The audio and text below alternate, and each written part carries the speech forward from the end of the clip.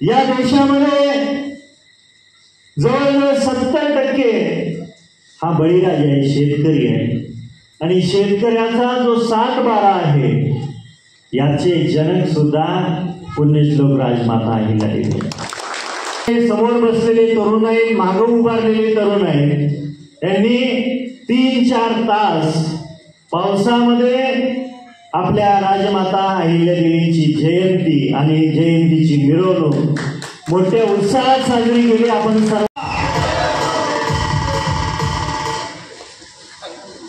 आज कळंबोली शहरामध्ये राजमाता पुण्यश्लोक अहिल्यादेवींची 299वी जयंती साजरी होत असताना मंचावर उपस्थित आमचे तरुण सहकारी माननीय राहुलदादा हजारे, माननीय भरतजी नारनवर साहेब, माननीय सौ मोनिका महार्नव मॅडम, माननीय प्रकाशजी महार्नवर, सुदाम झरक साहेब, डॉक्टर केशव काळे साहेब, डॉक्टर बिरुदेव गोरड, राजुरे साहेब, माननीय नारायण खर्जे साहेब, माननीय विठ्ठल लवटे साहेब, माननीय रामचंद्र यमगर साहेब, माननीय शंकर शेठ विरकर, माननीय शीतलताई, माननीय देवीदास खेडकर, माननीय विष्णू देशमुख, माननीय सुरेश येळे, माननीय किरण शेठ धायगुडे, माननीय आबासाहेब घुटुकडे, माननीय रमेश अनुसे, माननीय संतोषजी घुटुकडे साहेब, माननीय शहाजी पाटील, माननीय रवी मेटकरी, त्याचबरोबर उपस्थित सर्व मान्यवर, या मंडळाचे अध्यक्ष माननीय सतीशजी धायगुडे, उपाध्यक्ष, सेक्रेटरी, खजिनदार, कार्याध्यक्ष, सहकार्याध्यक्ष आणि सर्व त्यांचं तरुण मंडळ, उपस्थित माता भगिनी, वडीलधारी मंडळी, तरुण बंधूंनो,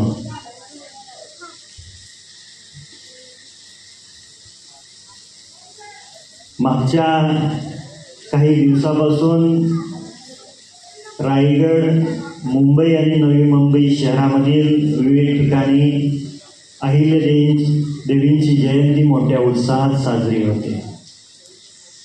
मला बऱ्याचशा ठिकाणी निमंत्रण दिलं गेलं होतं आणि या निमंत्रणासाठी विशेष करून आपल्या सर्व तरुण सहकाऱ्यांनी खूप फोर्स केला आणि तुम्ही कसल्याही परिस्थितीत कळंबोलीतल्या जयंतीसाठी आलं पाहिजे. 1 महिन्या अगोदर इथली तारीख ठरली होती आणि काल रात्री निघत असताना आमचे तरुण सहकारी दोघं अगोदर आले होते आणि त्यांनी सांगितले की खूप जोरात पाऊस आहे. मी म्हणलं आपला वेळ 1 महिन्यापूर्वी घेतलाय, पावसात जरी जयंती साजरी करता आली तरी आपण करू, कारण आपला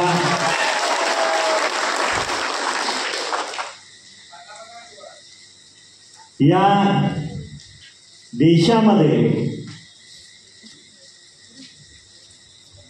बरेचसे शूरवीर राजे महाराण्या होऊन गेल्या.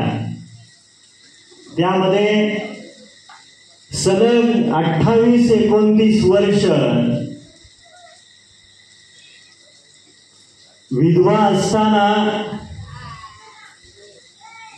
स्वतःचे पती, स्वतःचे सासरे, स्वतःचा मुलगा वारला असताना एका हातामध्ये पिंड आणि एका हातामध्ये तलवार घेऊन ज्या राजमातेंनी राज्यकारभार केला, हा तुम्हा सोबत संपूर्ण देशाला ही अभिमानाची गोष्ट आहे. त्याच पुण्यश्लोक राजमाता अहिल्यादेवींची जयंती आहे, मग ती पावसातही आपण साजरी करायला आपल्याला कमीपणा वाटणार नाही. आज इथल्या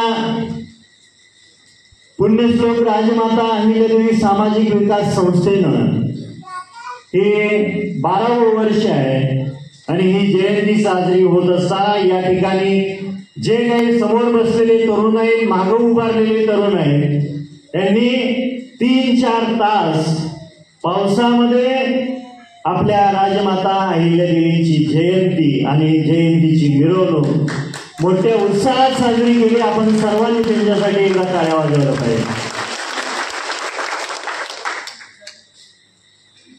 बरेचसा अहिल्यादेवींचा इतिहास त्या ताईनं आपल्या भाषणामध्ये सांगितला, पण 2-3 गोष्टी राहिलेल्या आहेत. हे पुण्यश्लोक ही पदवी या जगामध्ये फक्त 3 महान व्यक्तींना दिली गेली, त्यामध्ये राजमाता एक आहे. निश्चितपणे आपल्याला त्याचा अभिमान. या देशामध्ये जवळजवळ 70% हा बळीराजा आहे, शेतकरी आहे. आणि शेतकऱ्याचा जो 7-12 आहे, याचे जनक सुद्धा पुण्यश्लोक राजमाता अहिल्यादेवी.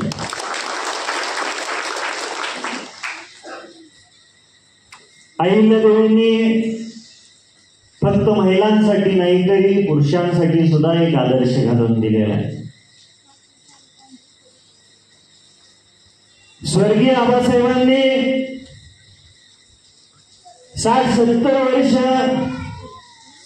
तालुक्याचा आणि सांगोला विधानसभेच्या मतदारसंघाचं नेतृत्व करत असताना सर्व महापुरुषांचा विचार त्या भागामध्ये रुजवण्याचा प्रयत्न चांगल्या पद्धतीने केला.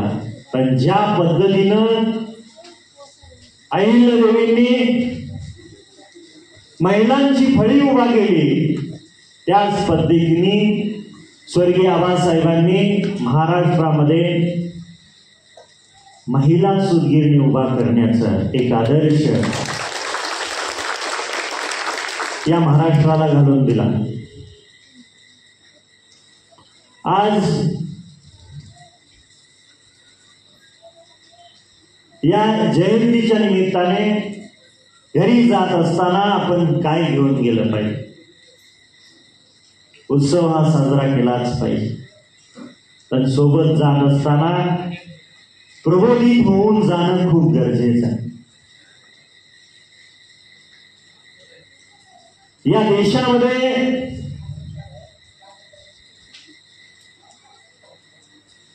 अन्न, वस्त्र आणि निवारा या मूलभूत गरजा जवळजवळ 90-95% लोकांच्या पूर्णत्वात गेलेल्या. त्याच्यानंतरच्या मूलभूत गरजा काय आहेत? तर शिक्षण आणि आरोग्य. या ठिकाणी माता भगिनी आहेत, वडीलधारी मंडळी आहेत. तुम्हा सर्वांना विनंती आहे की आपल्या कुटुंबातील जी काही लहान मुलं मुली आहेत त्यांना चांगलं शिक्षण देणं ही आपली जबाबदारी आहे. जर घरातला मुलगा शिकला, अधिकारी झाला किंवा व्यावसायिक झाला तर पुढच्या 3-4 पिढ्या चांगल्या पद्धतीनं त्यांचा संसार सांभाळू शकतात. मी सर्वांना एक विनंती करणार आहे की आपल्या मित्रमंडळीतील या तालुक्यातील असतील नसतील, कुठल्या जाती धर्माचे, पण एखादा लहान मुलगा किंवा मुलगी गरीब घरातील असेल आणि त्याचं जर शिक्षण आर्थिक कारणाने राहत असेल तर मी तुम्हाला शब्द देतो की बाबासाहेब देशमुख त्या मुलाची जबाबदारी घेतो. तालुक्यामध्ये आबासाहेबांच्या निधनानंतर सामाजिक काम करत असताना, राजकीय पटलावरती एक पाऊल टाकत असताना आमच्या तालुक्यातील आणि मतदारसंघातील जी काही गरीब कुटुंबातील रुग्ण आहेत त्यांना माझ्या परीने मी सहकार्य केले. या ठिकाणी जी काही माता भगिनी आहेत, वडीलधारी मंडळी आहेत, तरुण बंधू आहेत, उद्योजक आहेत मंचावरती, तुम्हाला सर्वांना विनंती आहे की या महाराष्ट्रातील तुमचा नातेवाईक असेल, मित्र असेल, कोणत्या जाती धर्माचा आहे, याच्या पलीकडे जाऊन जर एखादा गरीब रुग्ण आहे त्याचं जर छोटं मोठं ऑपरेशन असेल आणि तुम्हाला पुणे मुंबई सारख्या शहरामध्ये जर मोफत करून द्यायचं असेल तर बाबासाहेब देशमुख 100% तुम्हाला सहकार्य करतील. या ठिकाणी मंचावर मोनिकाताई मार्नोर मॅडम आहेत. राहुल दादांनी सांगितलं या महानगरपालिकेमध्ये नगरसेवक म्हणून काम बजावत असताना अहिल्या भवनची निर्मिती कशी झाली, किती पाठपुरावा एखाद्या गोष्टीसाठी करावा लागतो. निश्चितपणे आपण सर्वांनी टाळ्या वाजवून त्यांचं अभिनंदन केलं. राहुल दादासारखे उद्योजक आहेत, त्यांना आपण सहकार्य केलं पाहिजे. मंचावर खूप सारे प्रशासकीय अधिकारी आहेत. निश्चितपणे तुमच्या या शहरामध्ये विविध प्रशासकीय कार्यालयांमध्ये तुम्हाला कसल्या अडचणी असतील तर ते सुद्धा तुम्हाला सहकार्य करतील याचा विश्वास मला आहे. निश्चितपणे त्यांच्याही तुम्ही संपर्कात राहा. आणि आबासाहेबांनी 60 वर्ष राजकारण करत असताना या मानदेश पट्ट्यातील पोटाची खळगी भरण्यासाठी गरीब कुटुंबातील या ठिकाणी बरीचशी लोक आली. आता ती बऱ्याच ठिकाणी विखुरली गेलेली आहेत. पूर्वी मानखुर्द असेल, घाटला असेल, चेंबूर असेल, आसपासच्या भांडूर या भागामध्ये खूप साऱ्या संख्येने असायची. त्यावेळेस आबासाहेबांनी त्यांच्या परीनं जे काही त्यांना सहकार्य लागायचं त्यांना सहकार्य केलं. भविष्य काळामध्ये देशमुख कुटुंबाचा एक सदस्य म्हणून निश्चितपणे तुम्हाला कसल्याही अडचणी असेल रात्री अपरात्री सुद्धा बाबासाहेब देशमुखला तुम्ही फोन करू शकता. मी तुम्हाला माझ्या परीने सहकार्य करेन. मी राजकारणात कुठल्या पदावर असेल याच्यापेक्षा ज्या माणसांनी माझ्या आजोबांना पाठबळ दिलं, माझ्या आजोबांवरती प्रेम केलं, ती मतदारसंघातील असतील किंवा मतदारसंघाच्या बाहेरचे असतील, निश्चितपणे त्या कुटुंबातला एक सदस्य म्हणून माझी एक जबाबदारी आणि मी ती आयुष्यभर तुमची ती जबाबदारी पेलेन एवढाच या कार्यक्रमाच्या निमित्ताने शब्द देतो. सर्वांना माझी कळकळीची विनंती असेल की आपण निश्चितपणे दिवसेंदिवस आपल्या वैयक्तिक जीवनामध्ये आपण प्रगती केली असेल आणि ती करणं खूप गरजेची आहे. या ठिकाणी बरेचशी मंडळी प्रशासकीय अधिकारी आहेत, बरेचसे राहुल दादांसाठी उद्योजक आहेत, कोण राजकारणामध्ये असतील, कोण छोटे मोठे नोकरी करत असा. हे करत असताना आपल्या कुटुंबाची प्रगती कशी होते याच्याकडे खूप लक्ष देणं गरजेचं आहे. कुटुंब उद्ध्वस्त 2-3 कारणानेच होतं. त्याच्यातलं सगळ्यात गंभीर कारण आहे धूम्रपान, व्यसनं.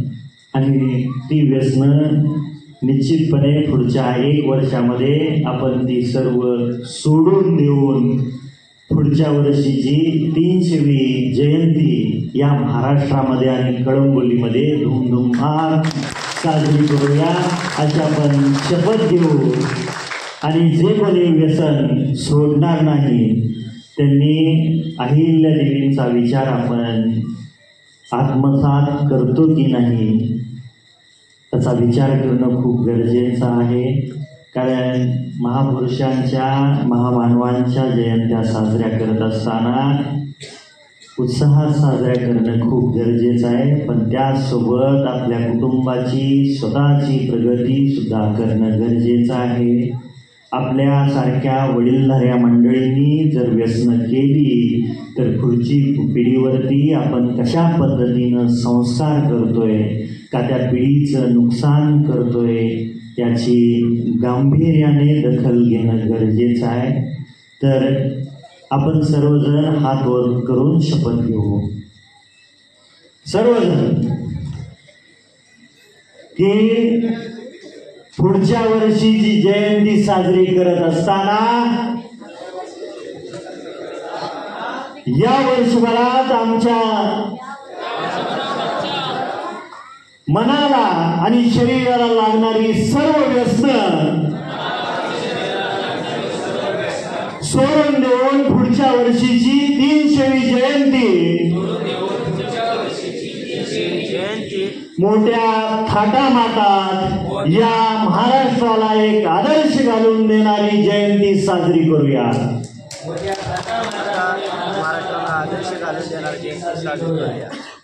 खूप चांगल्या पद्धतीनं या कळंबोली शहरामध्ये अहिल्यादेवींची जयंती साजरी पार पाडत असताना इथले अध्यक्ष सतीश दादा असतील, उपाध्यक्ष आनंदा माने सरकार असतील, सेक्रेटरी विकास ठोंबरे साहेब असतील, खजिनदार रवींद्र गोपनर साहेब असतील, कार्याध्यक्ष विश्वनाथ राजगे आणि सहकार्याध्यक्ष शामराव ठोंबरे, या सर्वांचं मी आपल्या सर्वांच्या वतीनं अंतःकरणपूर्वक आभार मानतो आणि याच ठिकाणी थांबतो. जय हिंद, जय महाराष्ट्र.